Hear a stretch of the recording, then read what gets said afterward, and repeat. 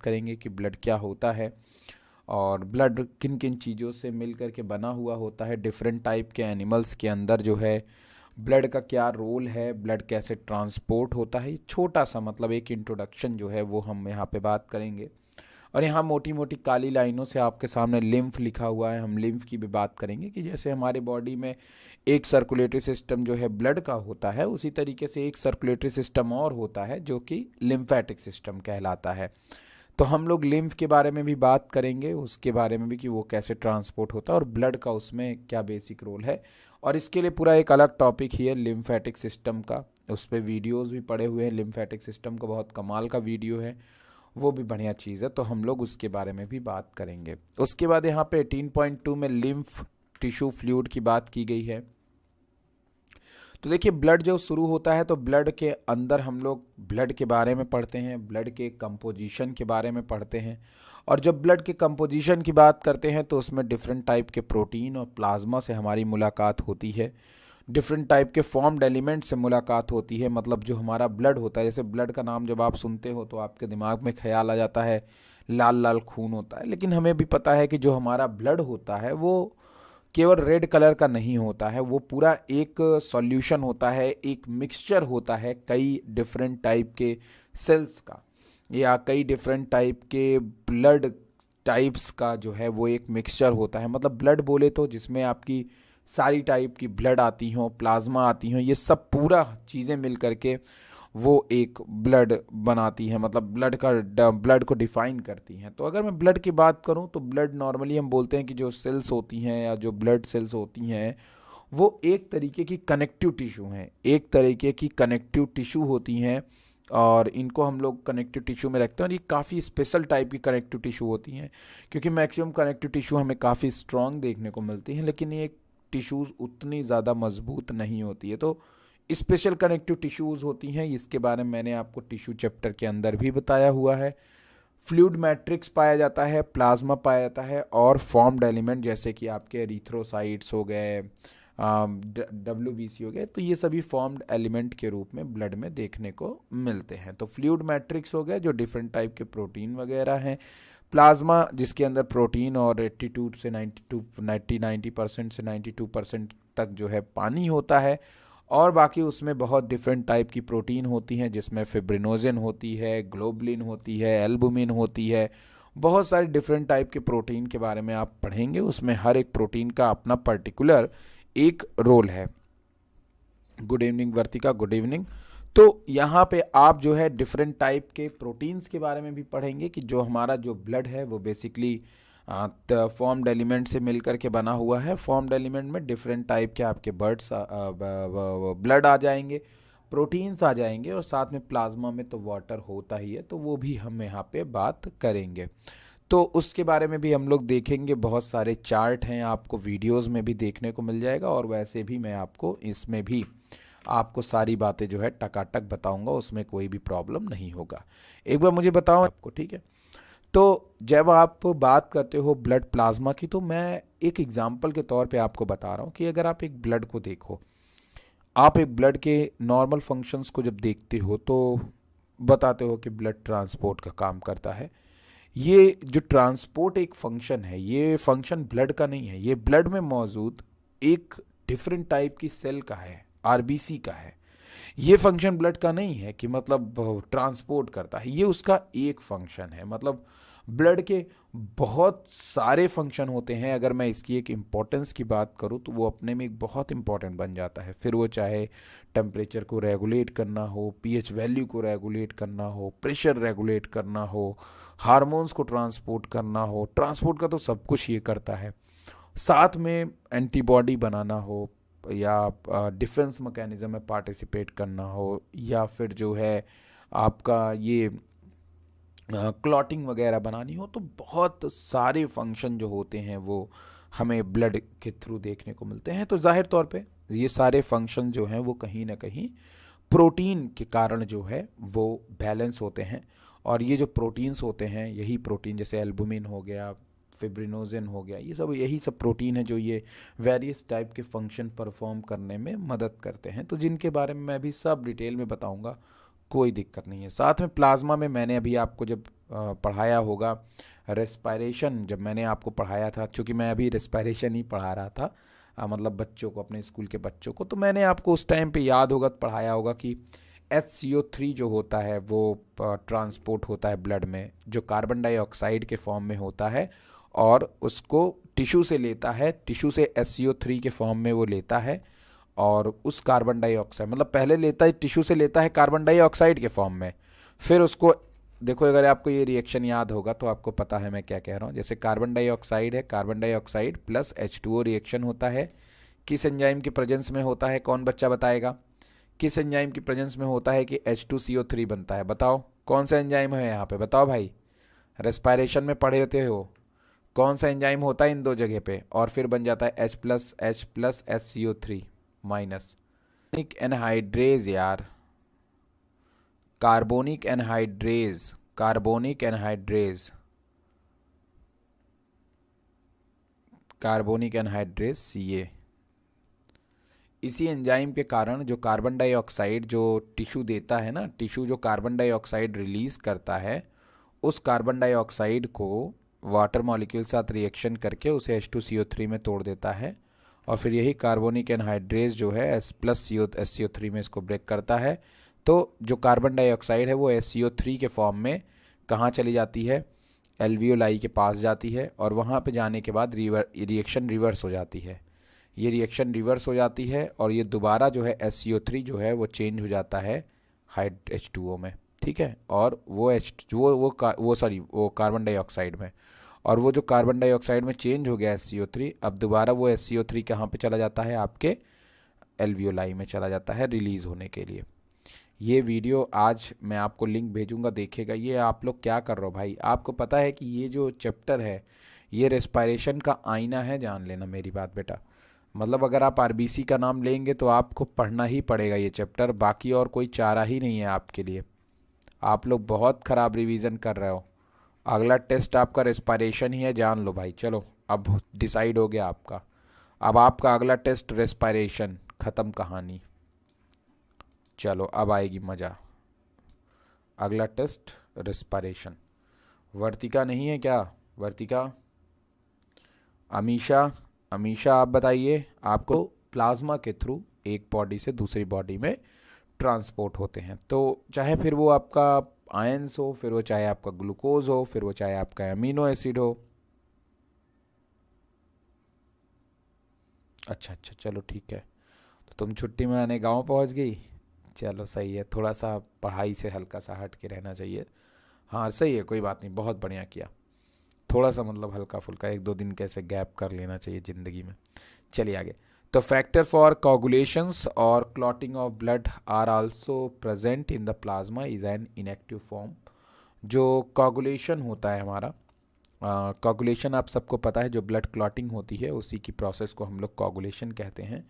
वो भी डिपेंड करता है हमारे प्लाज्मा पे। और प्लाज्मा में क्या होता है कि जो प्रोटीन क्लॉटिंग करती है शुरुआत में वो किस फॉर्म में होती है? इनएक्टिव फॉर्म में होती है, लेकिन जैसे ही इंसान को चोट लग जाती है या टिश्यू डैमेज कर जाती है तो ये जो फैक्टर्स होते हैं जो मतलब जो क्लॉटिंग करेंगे वो एक्टिवेट हो जाते हैं, और वही एक्टिवेट होकर के जो है वो घाव वगैरह भरते हैं, जिन्हें हम लोग सीरम का नाम देते हैं, ठीक है।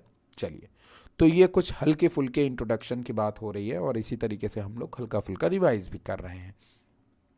फिर उसके बाद फॉर्म्ड एलिमेंट की बात कर लेते हैं। फॉर्म्ड एलिमेंट मतलब कितनी कितनी चीज़ों से हमारा एक ब्लड बना हुआ है, ब्लड में किन चीज़ों का कितना कंपोजिशन है, कितना कॉन्स्टिट्यूएंट है, इन सब चीज़ों के बारे में जब हम बात करते हैं तो उसी को हम लोग फॉर्म्ड एलिमेंट कहते हैं। एक ब्लड में आपका एरिथ्रोसाइट्स भी होता है, ल्यूकोसाइट्स होता है, WBC, और फिर साथ में प्लेटलेट्स भी होता है। इसमें उन्हीं के अमाउंट की बात करेगा, हीमोग्लोबिन की बात करेगा एरिथ्रोसाइट्स के अंदर, ल्यूकोसाइट्स के अंदर बात करेगा लिम्फोसाइट, न्यूट्रोफिल्स, मोनोफिल्स, ईओसिनोफिल्स, इसी डिफरेंट टाइप की बात करेगा आपके ल्यूकोसाइट्स में, जिसको हम लोग चार्ट के थ्रू आराम से पढ़ेंगे। किसकी कितनी उम्र होती है, कौन कितने % होता है, कैसा स्ट्रक्चर होता है, इन सब चीज़ों के बारे में हम लोग बात करेंगे। तो यहाँ पे सब कुछ बना भी हुआ है, ये सब आपको बताया जाएगा। उसके बाद हम लोग बात करेंगे प्लेटलेट्स की, जिसका काम होगा ब्लड में क्लॉटिंग करना। उसमें भी जैसे थ्रोम्बिन होते हैं, फिब्रिनोजन होते हैं, प्रोथ्रोम्बिन होते हैं। इसी तरह के डिफरेंट चीज़ की कौन कंप्लीट सेल है, कौन कंप्लीट सेल नहीं, जैसे प्लेटलेट जो होती है वो कंप्लीट सेल नहीं होती है। तो इन सब चीज़ों के बारे में हम लोग इसमें बात करेंगे फॉर्म्ड एलिमेंट में। मतलब फॉर्म्ड एलिमेंट में हम एक तरह से तीनों ब्लड के बारे में बात करेंगे, जो हमारा तीनों ब्लड है, आरबीसी, डब्ल्यूबीसी और प्लेटलेट्स। मतलब इनके बारे में छोटी छोटी जो डिस्क्रिप्शन है, इसी को हम लोग फॉर्म्ड एलिमेंट का नाम देते हैं। और साथ में मैं आपको ये भी बताऊंगा कि हमारा जो ब्लड है उसकी ऑरिजिन कहाँ से हुई, कैसे, कौन से, किससे कौन सा ब्लड बना। तो ये सब बात हम लोग करेंगे फॉर्म्ड एलिमेंट के अंदर। उसके बाद यहाँ पे आपके सामने है ब्लड ग्रुप। क्या है? ब्लड ग्रुप की बात करते हैं। तो ब्लड ग्रुप जो है आप सब जानते हो कि ब्लड ग्रुप हम लोग ए बी और ओ पढ़ते हैं, वही ब्लड ग्रुप, मतलब A B O blood group system पढ़ेंगे। और साथ में यहाँ पे आर एच फैक्टर पढ़ेंगे। आर एच फैक्टर जो है मैं आपको वीडियो भेजूंगा, आर एच फैक्टर जब मैं आपको पढ़ाऊंगा, क्योंकि वो वीडियो बहुत ही ज़्यादा अच्छा बना हुआ था, ब्लड ग्रुप वाला, आर एच फैक्टर वाला। उस वीडियो को मैं चाहूँगा कि आप उसमें देखिए, अगर मुझे अच्छा लगता है तो मैं उसको पढ़ाऊँगा ज़रूर, क्योंकि लेकिन वो वीडियो वाकई में आर एच फैक्टर का बढ़िया बना है। अगर आप देखेंगे तो आप एंटीजन और एंटीबॉडी के बीच का जो रिलेशनशिप है, या एंटीजन या फिर जो हमारा ए बी और ब्लड ग्रुप का जो रिलेशनशिप है, वो पूरी तरह से आपको समझ में आ जाएगा। तो एबीओ ब्लड ग्रुपिंग को हम लोग पढ़ेंगे, उसमें सारी चीज़ों के बारे में जानेंगे, कैसे आप डिसाइड करते हो, क्या होता है एंटीजन, कैसे बाइंड करता है, ये सब चीज़ें जानेंगे। यूनिवर्सल डोनर वगैरह आप लोग बहुत पहले से पढ़ते आ रहे हो, तो कोई बहुत बड़ी चीज़ नहीं है। आरएच फैक्टर जो है आप दो जगह पढ़ते हो, एक जेनेटिक्स में भी पढ़ते हो और एक आप यहाँ पढ़ते हो। यहाँ वाला जो मैंने टॉपिक बनाया हुआ था वो काफ़ी तगड़ा टॉपिक था, तो वो आप देखोगे तो आपकी सारी कन्फ्यूज़न आर एच फैक्टर को लेकर के दूर हो जाएगी। तो इसमें काफ़ी डिटेल में आर एच फैक्टर दिया हुआ है। आर एच फैक्टर भी हम लोग डिटेल में पढ़ेंगे और ब्लड क्लॉटिंग भी हम लोग डिटेल में पढ़ेंगे। जैसे यहाँ पे बहुत ही कम फैक्टर्स आपके सामने लिया गया है, लेकिन मैं आपको सारे फैक्टर्स को बारी बारी से बताऊँगा, क्योंकि क्लॉटिंग के लिए एक नहीं 13 से 14 फैक्टर्स से भी ज़्यादा फैक्टर्स की ज़रूरत पड़ती है। मतलब एक एक को एक्टिवेट करता है, फिर दूसरा दूसरे को एक्टिवेट करता है, इस तरह से बहुत लंबी एक चेन चलती चली आती है कोआगुलेशन में। उसका भी वीडियो है, लेकिन वो भी मैं आपको अपने से पढ़ाऊँगा। फिर उसके बाद टॉपिक हमारा जो है लिम्फ का आता है। लिम्फ भी एक पूरा लेक्चर लेगा। लिम्फ में मैं आपको बताऊंगा कि कैसे हमारा लिम्फ जो होता है वो बिल्ड होता है, कैसे हमारे लिम्फेटिक नोड तक लिम्फ जगह जगह पे जो लिम्फ के कनेक्शन होते हैं वहाँ पे कैसे लिम्फ जो प्रोडक्ट है हमारा वो कैसे सर्कुलेट होता है, वो सारी चीज़ों के बारे में हम बात करेंगे। वीडियो इस पे भी ऑलरेडी आपको मिल जाएगा। अब यहाँ से जो टॉपिक है, अब यहाँ से टॉपिक थोड़ा सा एडवांस बनता है। तो ओपन टाइप का सर्कुलेटरी सिस्टम आपको पता ही है, मैंने अब बताया भी हुआ है, और क्लोज टाइप का सर्कुलेटरी सिस्टम नहीं बताया है, तो थोड़ा सा आप इसको जानते चलिए, क्योंकि इंट्रोडक्शन के लिए ये काफ़ी अच्छा होता है। जैसे हमारे अंदर अगर कोई आपसे पूछे कि हमारे अंदर किस टाइप का सर्कुलेटरी सिस्टम है, तो हम बहुत सीधे सीधे से कह देते हैं कि भाई हमारे अंदर जो है वो एक क्लोज टाइप का सर्कुलेटरी सिस्टम है, क्योंकि हमारा ब्लड जो है वो ब्लड वेसल्स में बहता है। जब ब्लड वेसल्स में हमारा ब्लड बहता है तो उस चीज़ को हम लोग क्लोज नेटवर्क या फिर क्लोज सर्कुलेटरी सिस्टम का नाम देते हैं।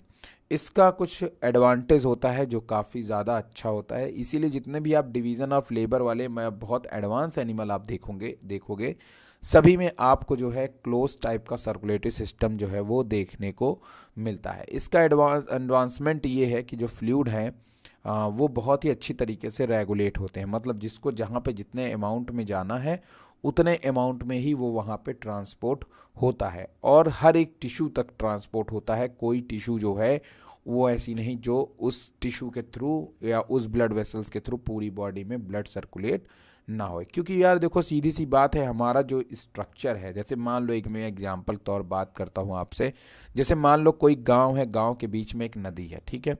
अब यहाँ पे मान लो यहाँ भी घर है, यहाँ भी घर है, यहाँ भी घर है, यहाँ भी घर है, यहाँ भी घर है, यहाँ भी घर है, यहाँ भी, ठीक है। सब लोग नदियों का पानी पी ले रहे हैं, ठीक है। सिंपली से कॉन्सेप्ट मैं आपको बता रहा हूँ। तो इस टाइम पे जब सब नदियों का पानी पी ले रहे हैं तो इसके लिए कोई हमें नल वल खोदने की ज़रूरत नहीं है, ना तो किसी के घर में कनेक्शन देने की ज़रूरत है। लोग आएंगे, यहाँ से ये आएगा अपने नदी का पानी भर लेगा, यहाँ ये आएगा अपनी नदी से पानी भर ले, ये अपने अपने अपने सब लोग पी पा के फुर्सत कर लेंगे।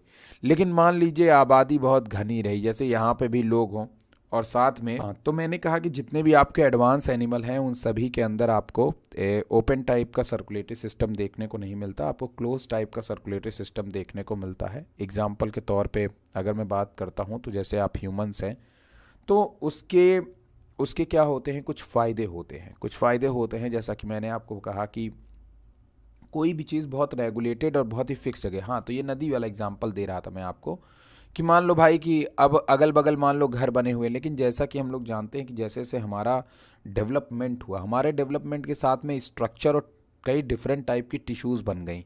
तो जब बहुत सारी ढेर सारी टिश्यूज़ बन गई हैं अगल बगल, तो अब नदियों का पानी सब तो पी नहीं पाएंगे, तो सबको क्या देना पड़ेगा, सप्लाई देना पड़ेगा। तो ये जो सप्लाई आई है ना, ये सप्लाई ही ब्लड वेसल्स है। क्या है, ब्लड वेसल्स है, जो स्ट्रक्चर कॉम्प्लेक्स होने के साथ में, स्ट्रक्चर के कॉम्प्लेक्स होने के साथ में क्लोज्ड मतलब एक सप्लाई बनती चली गई, जिसको हम लोग क्लोज्ड सर्कुलेटरी सिस्टम का नाम देते हैं। और ये क्लोज सर्कुलेटरी सिस्टम जो है वो हमें एडवांस एनिमल्स के अंदर जो है वो ज़्यादा देखने को मिलता है, जहाँ पे रेगुलेटेड अमाउंट में, थोड़े थोड़े अमाउंट में जो ब्लड वेसल्स है वो ट्रांसपोर्ट की जाती हैं, इक्वली ट्रांसपोर्ट की जाती हैं। आप इस बात को ध्यान रखिएगा। रीज़न क्या है मैं आप बता रहा हूँ, ध्यान सुनिएगा। जैसे मान लीजिए कि जैसे अर्थवॉर्म है, जब अर्थवॉर्म मूवमेंट करता है, ध्यान सुनिएगा मेरी बात, जब अर्थवॉर्म मूवमेंट करता है तो अर्थवॉर्म पूरी बॉडी की टिश्यू मूवमेंट करती है। और जब अर्थवॉर्म की पूरी बॉडी की टिश्यू मूवमेंट करेगी तो जाहिर तौर पे पूरी बॉडी की टिश्यू को एनर्जी की रिक्वायरमेंट होगी। तो वहाँ पे ओपन टाइप का सर्कुलेटरी सिस्टम होता है, मतलब सारी टिश्यू काम करती है, सारी टिश्यू को एक साथ जो है वो ऑक्सीजन चाहिए होता है। तो ओपन टाइप का सर्कुलेटरी सिस्टम रहेगा, बीच में खूब ढेर सारा ब्लड रहेगा। तो ओपन टाइप का सर्कुलेटरी सिस्टम में जिसको जो ऑक्सीजन वगैरह की रिक्वायरमेंट है वो ब्लड से ले लेगा। लेकिन क्लोज टाइप का सर्कुलेटरी सिस्टम क्या होता है, अगर मैं हाथ को मूवमेंट करा रहा हूँ तो हाथ की सेल में ही जो है आपके जाना है ब्लड जो है तेजी से न्यूट्रिशन देने के लिए। तो ये रेगुलेशन जो होता है वो बहुत इंपॉर्टेंट बन जाता है, मतलब अब हम जिस ऑर्गन से भी इस्तेमाल करेंगे वहाँ पे ब्लड पहुँच जाता है।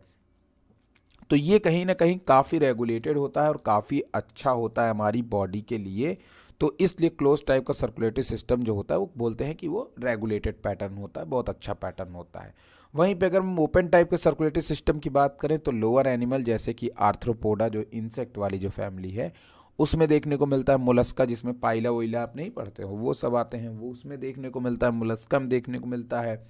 उसके बाद में और वो क्या होता है कि इसमें क्या होता है, इसमें भी ब्लड वेसल्स होती है लेकिन पतली पतली कैपिलरीज नहीं होती हैं, मोटी मोटी ब्लड वेसल्स होती हैं। जैसे मैंने बोला ना, एक बड़ी सी नदी टाइप का ब्लड वेसल्स होती हैं जो कि मतलब होती हैं, पंप कर देता है हार्ट, उनको पंप करता है लार्ज वेसल्स के द्वारा, और फिर वो एक कैविटी में जा करके जो है वो इकट्ठी हो जाती हैं और फिर वहाँ से वो अपना न्यूट्रिशन वगैरह जो भी होता है वो लेती रहती हैं।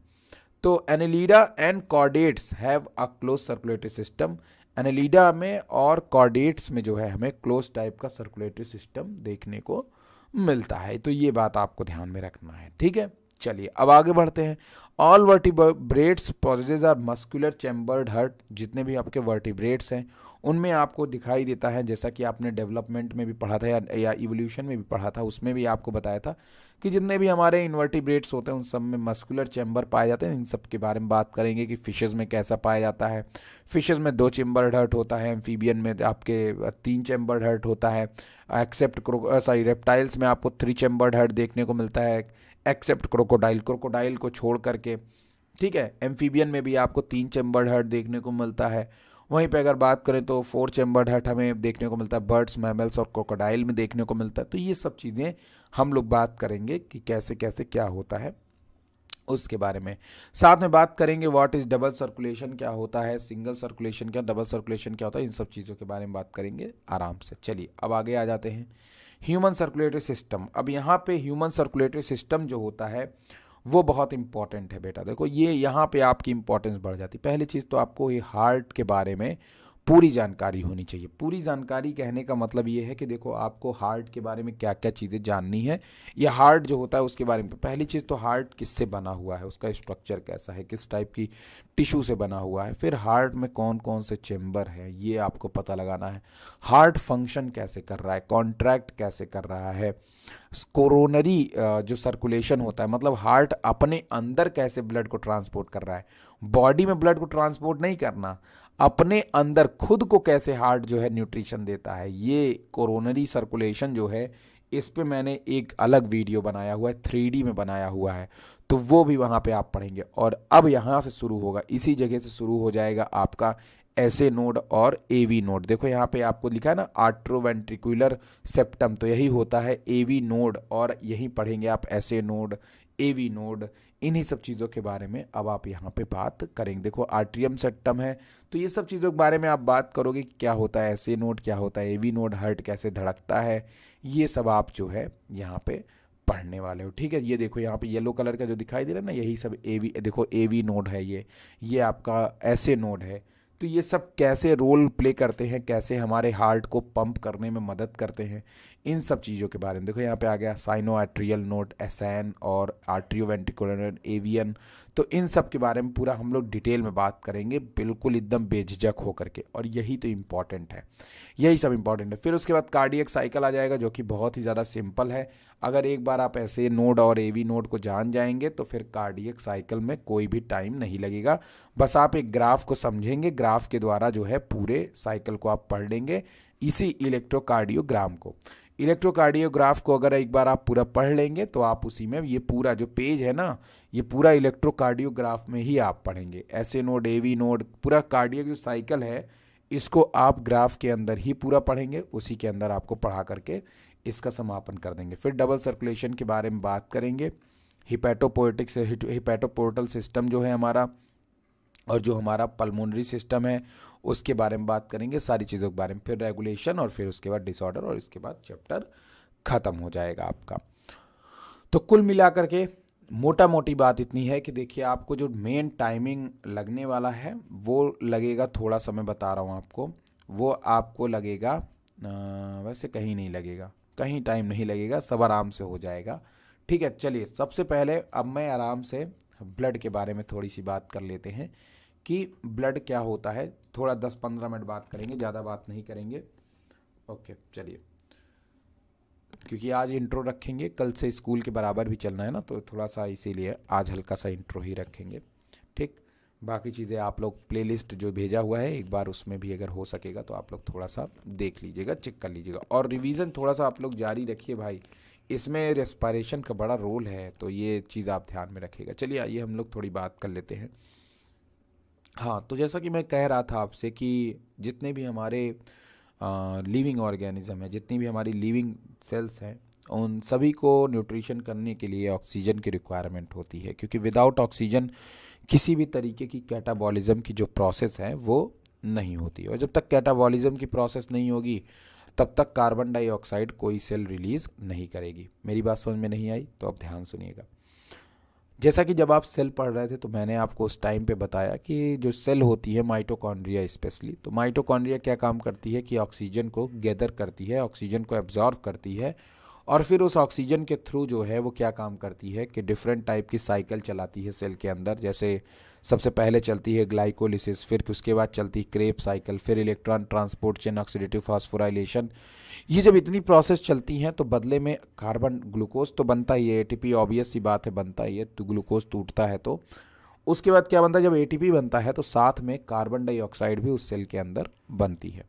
अब उस कार्बन डाइऑक्साइड को लंग्स तक पहुंचाना, हीमोग्लोबिन के साथ जोड़ करके और हाइड्रोजन आयन के साथ जोड़ करके, हीमोग्लोबिन के साथ कार्बन डाइऑक्साइड को जोड़ करके या कार्बोनेट के रूप में, इन दो रूप में पहुंचती है। जो आपका मेन कार्बन डाइऑक्साइड है वो दो रूप में एल्वियोलाई तक पहुंचती है बाहर जाने के लिए।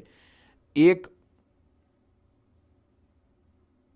हाँ ये चैप्टर वो देखो मैं आपको फिर से बता रहा हूँ, वो जो प्लेलिस्ट मैंने आपको भेजी है ना आपके ग्रुप में, वो प्लेलिस्ट ठीक है, अंजलि हैं, वर्तिका है, थोड़ा सा बोर हो जाएंगी, लेकिन मैं इसी में कुछ नई बातें भी तो बोलता हूँ, तरीका भी तो बोलता हूँ जो इनको दिमाग में याद रखने के लिए एबल रहेंगे। चलिए अब आगे चलते हैं। तो जो डिफरेंट टाइप की मेटाबॉलिज्म की जो प्रोसेस थी, कार्बन डाइऑक्साइड से रिमूव हुआ, मतलब कार्बन डाइऑक्साइड रिमूव हुआ और कार्बन डाइऑक्साइड चला गया ब्लड में। अब ब्लड जो है पहले बनी थी किससे जुड़ी हुई थी, पहले जुड़ी हुई थी, क्योंकि भाई मैंने बताया है आपको कि अगर ऑक्सीजन का पार्शियल प्रेशर है तो हीमोग्लोबिन ऑक्सीजन से जुड़ेगा, और अगर कार्बन डाइऑक्साइड का पार्शियल प्रेशर ज़्यादा है, हाइड्रोजन आयन ज़्यादा कंसंट्रेशन में है, तो हीमोग्लोबिन कार्बन डाइऑक्साइड और हाइड्रोजन आयन से जुड़ जाएगा। यही होता है जब कार्बन डाइऑक्साइड जो है दोबारा, यही तो बताया था, जब कार्बन डाइऑक्साइड दोबारा जो है आपके ब्लड में पहुंचती है, पहले तो प्लाज्मा में पहुंचती है, प्लाज्मा में SCO3 आयन बना लेती है और हाइड्रोजन आयन बनाती है, हाइड्रोजन आयन कंसंट्रेशन बढ़ जाता है प्लाज्मा में। वही चीज़ हीमोग्लोबिन के अंदर जब कार्बन डाइऑक्साइड आती है तो वो भी यही काम करती है। वो क्या करती है कि हीमोग्लोबिन जो है वो ऑक्सीजन को वहाँ से हटा देती है, रिमूव कर देती है, कहती निकल लो यहाँ से। ऑक्सीजन बेचारा प्लाज्मा में चला जाता है, प्लाज्मा हमारे बाद सेल में चला जाता है। अब ऑक्सीजन का कंसंट्रेशन यहाँ कम हो गया, तो जो हाइड्रोजन जो हीमोग्लोबिन है जो पहले फुली सैचुरेटेड था ऑक्सीजन से, अब वो अनसैचुरेटेड हो गया, तो उससे जाके कौन बाइंड कर गया, कार्बन डाइऑक्साइड, HbCO2 बना लिया। अब ये जो हीमोग्लोबिन ने कार्बन डाइऑक्साइड बनाया, ऐसा तो है नहीं कि हीमोग्लोबिन खत्म हो जाएगा, चाहे ब्लड आपका ब्लू हो, ग्रीन हो, वायलेट हो, उसमें हीमोग्लोबिन है। बस जब हीमोग्लोबिन आयरन आयरन जब ऑक्सीजन से रिएक्शन किया तो रेड कलर दिया, जिसके कारण आपको ब्लड रेड दिखाई, लेकिन जैसे उसने कार्बन डाइऑक्साइड से रिएक्शन किया,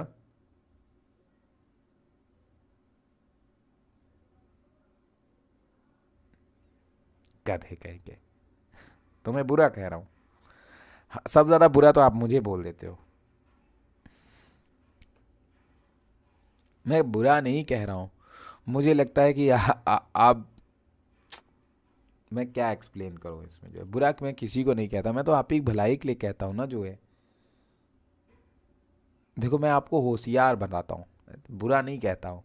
मुझे लगता है आप बच्चे खुद होशियार हो इतना कि आपको जो सही लगता है आप वो करते हो, तो मैंने इसमें बुराई कहाँ करी जो है। हाँ मुझे लगता है कि नहीं ठीक है, अगर मैं, जैसे होता नहीं कि आप बहुत बेसिक से पढ़ाओ तो भाई हो जाता है, मैं बुरा किसी को नहीं। अभी यार तुमने मुझे बुरा बोल दिया यार, ये गलत बात है ये सही नहीं है ठीक है चलो। तो अभी यही चीज़ है कि जब कार्बन डाइऑक्साइड चला गया कहाँ पे, तुम इतना लंबा मैसेज टाइप करो थप्पड़ खाओगे, पढ़ो अच्छा चलो। तो जब कार्बन डाइऑक्साइड जो है चला गया ब्लड में, तो फिर ब्लड के थ्रू वो ट्रांसपोर्ट हो जाता है एल्वियोलाई में, और एल्वियोलाई में जब वो जाता है एल्वियोलाई के पास, तो जो SCO3 है ना वो दोबारा कन्वर्ट हो जाता है कार्बन डाइऑक्साइड में, और फिर वो कार्बन डाइऑक्साइड पहुंच जाता है एल्वियोलाई में, और फिर एल्वियोलाई से छोड़ दिया जाता है बाहर। तो ये एक हेल्दी इंसान है, आपने देखा कि वो इंपॉर्टेंट कंपोनेंट को ला भी रहा है और साथ में वेस्टेज को बाहर भी निकाल रहा है। ये तो कार्बन डाइऑक्साइड एक वेस्ट है, इसको तो बाहर निकाला ही निकाला। साथ में जो ग्लोमेरुलस फिल्ट्रेशन होता है, जो ग्लोमेरुलस फिल्ट्रेशन होता है, जो ग्लोमेरुलस फिल्ट्रेशन होता है ना, ग्लोमेरुलस फिल्ट्रेशन होता है, कहाँ पे होता है, किडनी में होता है। किडनी में होता है, बहुत बढ़िया वीडियो इसका बनाया था, इसको बहुत अच्छा पढ़ाया हुआ है बच्चों को। तो जो ग्लोमेरुलस फिल्ट्रेशन होता है किडनी के अंदर जो होता है हमारा ग्लोमेरुलस फिल्ट्रेशन, तो उसमें भी क्या होता है कि ब्लड का बड़ा रोल होता है। ब्लड प्रेशर से आता है और उसके बाद फिल्टर कर देता है, यूरिया जो है वो फिल्टर हो जाती है। तो वेस्टेज प्रोडक्ट को बाहर निकालने में ब्लड का बहुत तगड़ा चांस है, बहुत तगड़ा। तो टिश्यू से जो भी वेस्ट प्रोडक्ट है उसको बाहर निकालना, जो कार्बन डाइऑक्साइड है उसको बाहर निकालना, इन सब चीज़ों में ब्लड का बहुत ही बड़ा रोल माना जाता है। अगर मैं और फंक्शंस की बात करूं तो जो सेल है वो कहीं ना कहीं essential to mechanism movement of this substances to cell, जो सेल है वो डिफरेंट टाइप के सब्सटेंसेस को एक जगह से दूसरे सेल में पहुंचाता है। जैसे अगर मैं बात करता हूँ हार्मोन्स की, मैं बात कर लूँ, या फिर कई डिफरेंट टाइप की प्रोटीन की बात कर लूँ, या सब्सटेंसेस की बात कर लूँ, तो सेल से सेल में मूवमेंट कराने में भी इसका बहुत बड़ा रोल होता है। Different group of animal have evolved different method of his transport, और अलग अलग एनिमल, देखो ब्लड सभी में था, ब्लड ऐसा नहीं कि नहीं था, हमारे अंदर जिस तरह का ब्लड था वैसा ना हो, लेकिन ब्लड था, लोगों में फ्लूइड तो था। तो हर किसी एनिमल का अलग अलग तरीके का ट्रांसपोर्ट सिस्टम होता है। ट्रांसपोर्ट सिस्टम बेसिकली अगर बात करो तो डिफरेंट एनिमल के ट्रांसपोर्ट के डिफरेंट मैटर होते हैं, चाहे उसमें ब्लड हो चाहे उसमें ब्लड ना हो। सिंपल ऑर्गेनिज्म जैसे स्पॉन्जेस की बात करते हैं तो उसमें सारा काम वाटर करता है। सिलेंट्रेट की बात करें तो उसमें सारा काम वाटर करता है, ऑलरेडी आपको पूरा पढ़ा दिए हैं, कोई दिक्कत ही नहीं होगा आपको। तो स्पॉन्जेस वगैरह तुमको बताए थे ना, तो इसमें जो डिफरेंट टाइप की जो सेल्स होती हैं, कॉलर सेल, ये सब बताया था ना। तो वो सब सेल क्या काम करती हैं कि पानी जाता रहता है और पानी से फैगोसाइटोसिस प्रोसेस के थ्रू सारे चीज़ों न्यूट्रिशंस को अपने अंदर कर लेती हैं, और जो वेस्टेज वाटर होता है उसको उसमें बाहर कर देती हैं, और वाटर के थ्रू वो वेस्ट बाहर निकल जाता है। तो जो सर्कुलेशन है वो कोई अलग अलग चीज़ों से कर सकता है, कोई ब्लड से करता है, कोई वाटर के थ्रू कर सकता है, ये डिपेंड करता है सर्कुलेशन के लिए। आप जैसे हमारे अंदर तो ब्लड है, हमारे अंदर सर्कुलेशन करने के लिए मेनली ब्लड होता है, प्लाज्मा होती है, लिम्फ होता है। Different group of animal have evolved different method of this transport. Simple organism जैसे sponges, coelenterates circulate water from their surrounding their body cavities to facilitate the cell to exchange these substances. Exchange these substances का मतलब क्या है? जो tissue ने अभी मान लो भाई अभी अभी कोई पॉरीफेरा है, पानी गया, पॉरीफेरा ने उससे ग्लूकोज ले लिया, कहा भाई इधर लाओ दो हमको, और वो ग्लूकोज ले बना करके तोड़ करके एटीपी ओटीपी बना करके बैठा हुआ है। अब उसके अंदर क्या बची हुई होगी? Carbon dioxide. तो कार्बन डाइऑक्साइड और जो यूरिया वगैरह होगी, या यूरिया होगी, या यूरिक एसिड होगी, जो भी वेस्ट प्रोडक्ट है उसका, वो क्या काम करेगी? पानी में छोड़ देगी, और उसी पानी के थ्रू फिर वो बाहर चला जाएगा। तो एक तरह से उसमें ट्रांसपोर्ट का काम कौन कर रहा है? वाटर कर रहा है। तो ये बात आप ध्यान में रखेंगे। More complex organism use special fluid. जो आज सबसे कॉम्प्लेक्स ऑर्गेनिज्म कौन है भैया? Human being. ह्यूमन बीइंग हैं, और भी बहुत सारे ऐसे ऑर्गेनिज्म हैं जो सबसे ज़्यादा कॉम्प्लेक्स है। यही तो मैं आपको बता रहा हूँ कि हमारा स्ट्रक्चरली इतना कॉम्प्लेक्स है कि हमारे यहाँ पे ट्रांसपोर्ट सिस्टम चेंज करना पड़ा, और वो ट्रांसपोर्ट जो होता है हमारे अंदर, वो एक स्पेशल टाइप की कलेक्टिव टिश्यू से होता है, कनेक्टिव टिश्यू से होता है। उसका नाम है ब्लड वेसल्स। क्या नाम है? ब्लड वेसल्स, सॉरी ब्लड, उसका नाम है ब्लड। अब ये जो फ्लूइड होता है ये बहुत सारे फंक्शंस परफॉर्म करता है, बहुत सारे मटेरियल को ट्रांसपोर्ट करने का काम करता है। कुछ मटेरियल हार्मफुल होते हैं, कुछ मटेरियल यूज़फुल होते हैं। जो हार्मफुल होते हैं उसको बॉडी वेस्टेज को बॉडी के बाहर निकालने का काम करता है, साथ में जो यूज़फुल होते हैं उनको डिफरेंट सेल्स को ट्रांसपोर्ट करने का काम करता है। फिर वो चाहे दवा हो, फिर वो चाहे दारू हो, सॉरी दारू निकल गया मुँह से, मतलब दवा वगैरह जो होती है उसको ट्रांसपोर्ट करने का काम जो है वो किया करता है। कोई मेरे वीडियो पे कमेंट किया था मतलब लोग देख लो, लोग क्या प्रमोट करते हैं, बड़ा अच्छा लगता है यार, कितना मतलब लोग सोचते हैं। अभी किसी ने नीचे कमेंट किया था मेरे वीडियो के ऊपर कि एक दिन आप कामयाबी आपके कदम जरूर चूमेगी। बड़ा बड़ा बड़ा बड़ा खुशी हो जाती है यार, लोग इतना इतना पॉजिटिव सोचते हैं मेरे बारे में, जो है मज़ा आ जाती है यार। जो है नहीं यार, देखो मेहनत तो किया है, थोड़ी गलतियाँ की हैं, बस उसी का थोड़ा खामियाजा भुगतना पड़ता है। नहीं आज शायद तुम्हारे टीचर कुछ अलग ब्रांड बन जाते, ठीक है, वो मेरी गलतियाँ थी, मैं मानता हूँ उसको, मैं स्वीकारता हूँ कि मेरी गलतियाँ कुछ रही हैं। और बड़ा मतलब तुम लोग सामने तो बता ही रहा हूँ। देखो क्या था ना कि मतलब पहले मेरे वीडियोस चलते थे 25,000 30,000 जब चलते थे, तो 25-30 हज़ार वाले जो वीडियो जो चले थे ना, वो वीडियो इतने गंदे बने थे, क्वालिटी में भी गंदे बने थे, कंटेंट में भी गंदे बने थे। और गंदे बनने का रीज़न भी जान लो। आज से 5 साल पहले, अब मतलब 5-6 साल हो गए भाई साहब, 6 साल पहले 2016 के आसपास की बात है। 6 5 6 साल हो गए। और सोचो उस टाइम पे ना तो ढंग का मोबाइल फ़ोन मेरे, अच्छा 2 GB 3 GB रैम की फ़ोन आती थी जो लैग मारता रहता था, आवाज़ अच्छी, मतलब माइक वाइक अच्छा था नहीं जो है, तो बन गया। अब जब लोग मुझसे जुड़े, अगर मान लो वही कंटेंट मेरा अच्छा होता तो 25,000 लोग जुड़ते, तो 25,000 लोग चैनल सब्सक्राइब कर देते।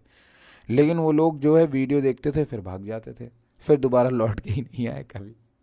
तो ये मेरे साथ में हुआ। और उस टाइम पे जानते हो बहुत कम लोग थे जो लेक्चर उक्चर बनाते थे, और नया नया जियो आया था तो लोग मन भी लगा रहे थे।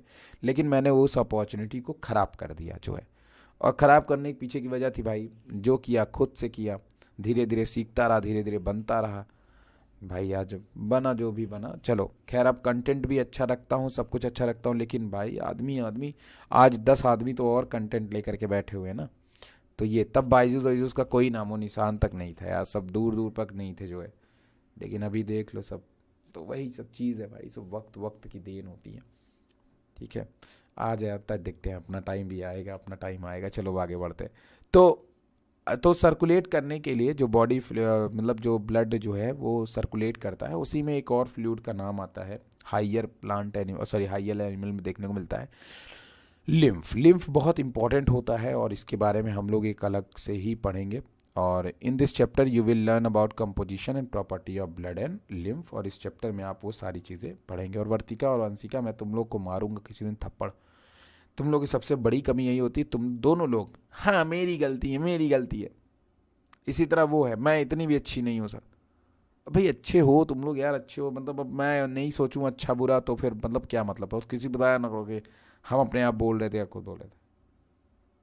खुद को नहीं नहीं बुरा बोलना है, तो तुमको कौन बुरा बोल रहा है गधे कहीं के। एकदम पॉजिटिव, एकदम कुछ नहीं, सर मजाक कर रहे हैं, हर चीज़ में सर मजाक कर रहे हैं। जब गुस्सा होता हो तो फिर पता है ना क्या हाल हाल होता है।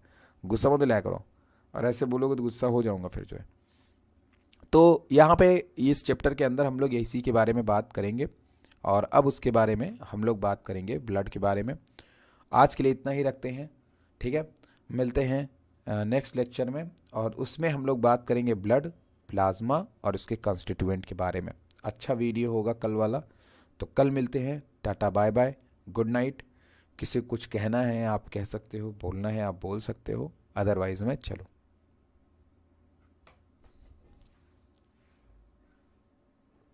अमीशा समझ में आया जो समझाया? अमीशा, अमीशा जितनी बातें समझाई समझ में आया?